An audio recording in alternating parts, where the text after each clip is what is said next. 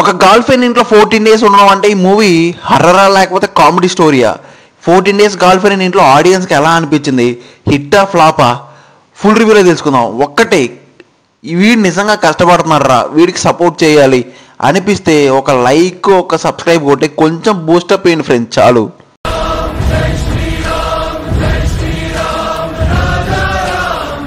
Spoilers లేకుండా basic concept ఏంటంటే hero heroine ఇంట్లో 14 డేస్ ఉండాలి. ఇప్పుడు చివరి వరకు కష్టాలు ఉంటాయి, క్లైమాక్స్కి పోతాయి. But family emotions, drama and love కాన్సెప్ట్తో తీసుకొచ్చిన ఈ స్టోరీ ఫ్రెష్గా ఉందా లేకపోతే routine regular ఫార్ములాగా తీసుకెళ్ళిపోయారా?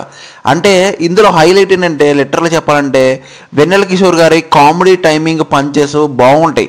And main లీడ్గా act చేసిన కెమిస్ట్రీ అంటే వాళ్ళ కెమిస్ట్రీ వర్కౌట్ అయిందా? పర్ఫార్మెన్స్ మెయిన్ లీడ్గా యాక్ట్ చేసిన వీళ్ళ పర్ఫార్మెన్స్ డీసెంట్గా ఉంది, న్యాచురల్గా యాక్ట్ చేశారు, ఓకేగా ఉంది. సపోర్టింగ్ క్యాస్ట్ కూడా ఓకే. ఇంకా సపోర్టింగ్ క్యాస్ట్లో యాక్ట్ చేసిన వెన్నెల కిషోర్ గారి కామెడీ బూస్టప్ ఇచ్చింది ఈ సినిమాకి అని చెప్పాలి. లిటరల్గా చెప్పాలంటే ఈ సినిమాకి విలన్ ఉన్నాడా లేకపోతే ఓన్లీ కామెడీ మీద తీసుకెళ్ళిపోయారా? ఇంకా టెక్నికల్ సైడ్ మాట్లాడాలంటే లిటరల్గా చెప్పాలంటే సినిమాటోగ్రఫీ క్లాసీ విజువల్స్ ఉంటాయి. బీజిఎం సమ్ పార్ట్స్ సూపర్ అని చెప్పాలి, కొన్ని పార్ట్స్లో రొటీన్ అనిపిస్తూ ఉంటుంది. స్క్రీన్ ప్లే ఫాస్ట్ అండ్ ఫన్గా ఉంటుంది, డ్రాగ్ ఉండదు.